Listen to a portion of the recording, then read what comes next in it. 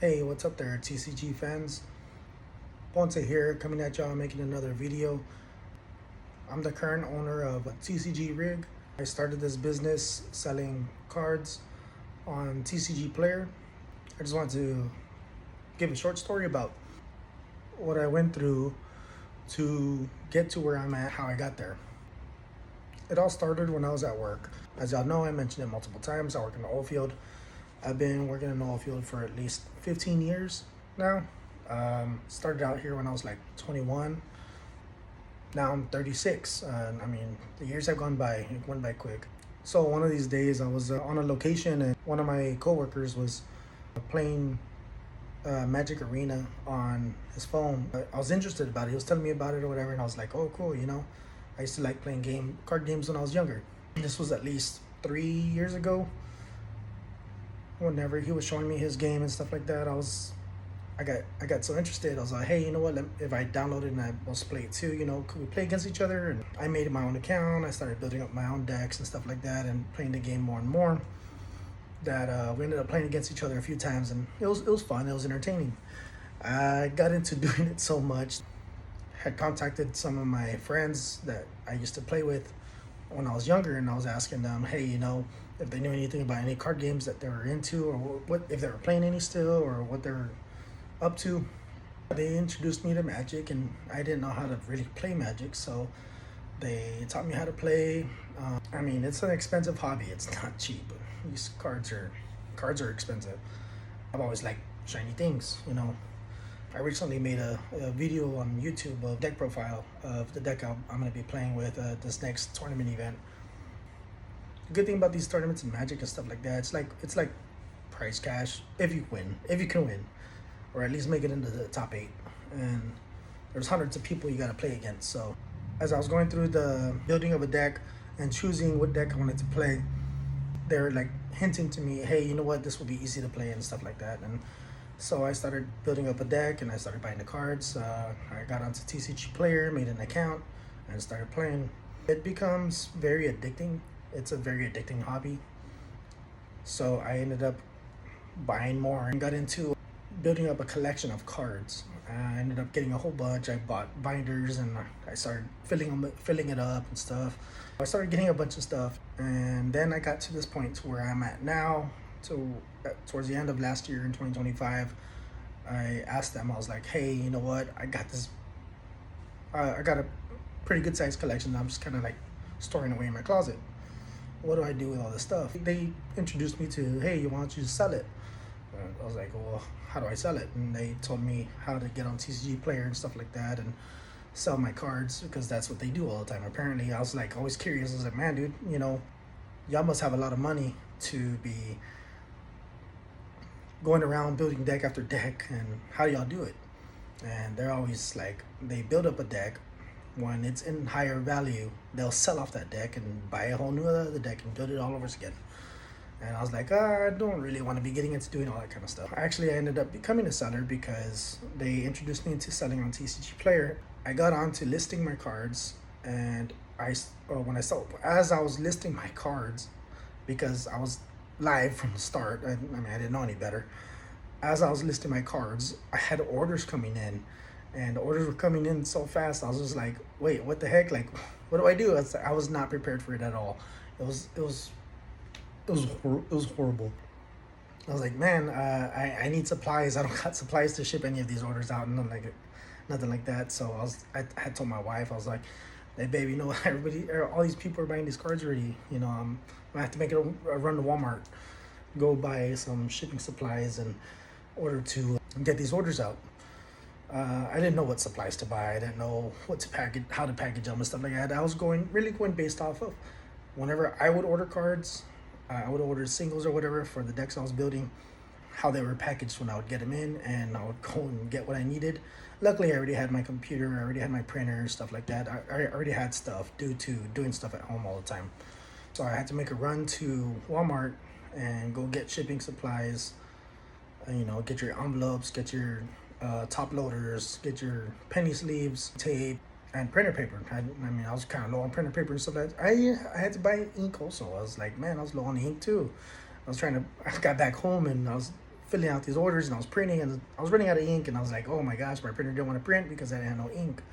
So I had to run back to the store to get the printer ink that I needed for my printer and then come back again and start shipping them out. And I was under the impression that I had to get these orders out as soon as possible, but it's not like that at all. You know, I mean, you have at least what is it, 48 hours to get an order out.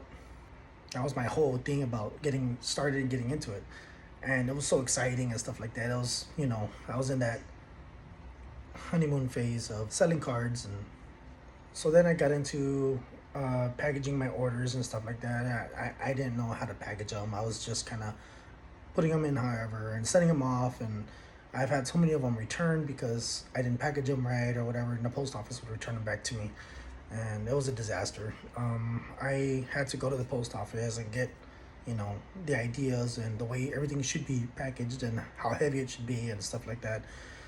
I ended up buying things like the envelope slide, to where you know if it's too thick and it doesn't slip through. I bought one of those just to be able to for a template to be able to, you know, slip. Like if somebody ordered too many cards, I could slip it through and it would just go right through. And if it snags just a little bit, no, it can't be.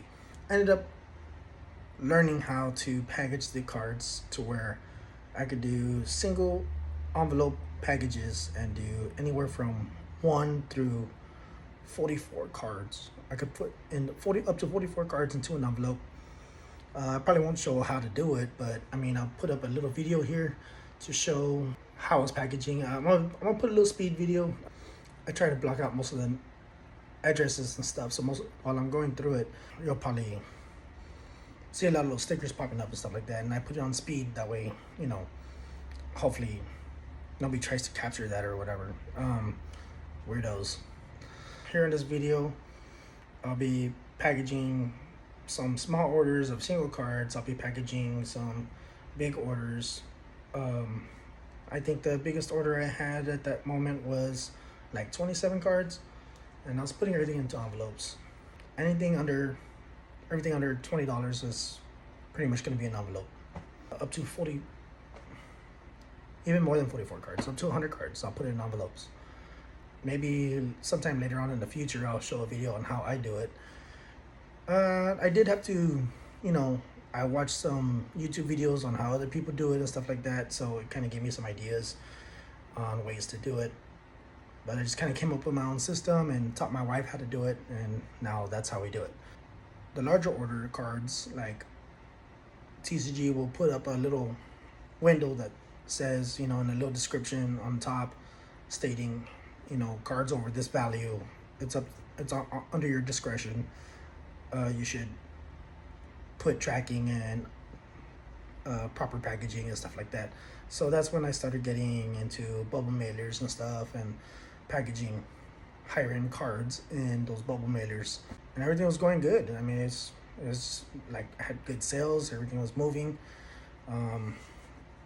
For me, I thought it was pretty good. I was doing like, I don't know, anywhere from 15 to 25 orders in a day. It was moving along. Right now, my moment that I'm in right now, I've pretty much lost all my hand cards. And the way all that happened was, starting off in TCG Player, you go by levels 1 through 3, 1, 2, 3, and 4. Starting at level 1, you have to get so many orders out. You can only list, you know, 100 cards. Every day, like I had some orders go out. I would list some new cards that I figured, hey, you know what, somebody's gonna buy these cards. These cards will sell first. So I started picking out the cards that would possibly move faster, and that's what I had done to be able to level up super fast. So within a week, I went from level 1 to level 4 in 1 week. Now I can have an infinite amount of inventory on TCG Player. So a lot of the higher end cards, they go inside a bubble mailer. I've only sold, you know, a handful, maybe more than of cards that are over $100 in value. I was getting orders of hundreds of cards at the beginning.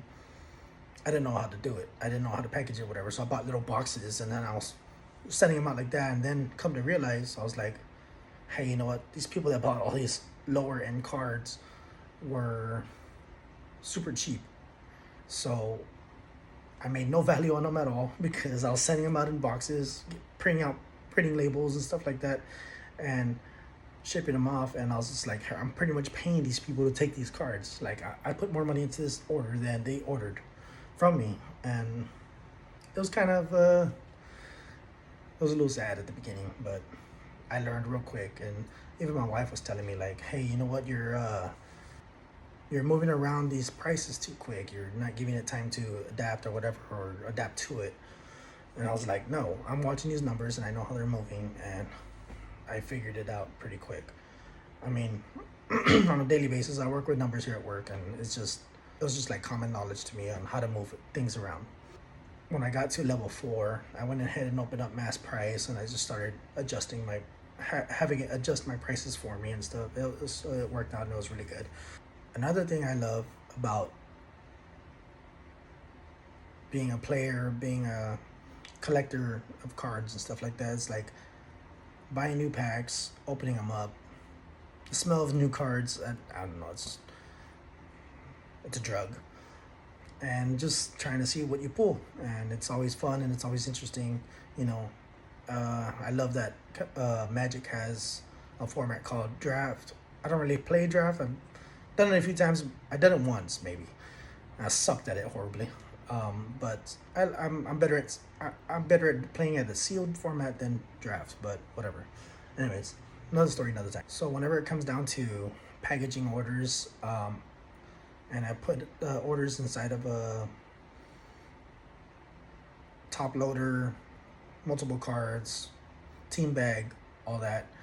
I just love the feeling of building up these bricks of orders, like these little card bricks and stuff like that. I put a picture right here of the little bricks that I end up putting together.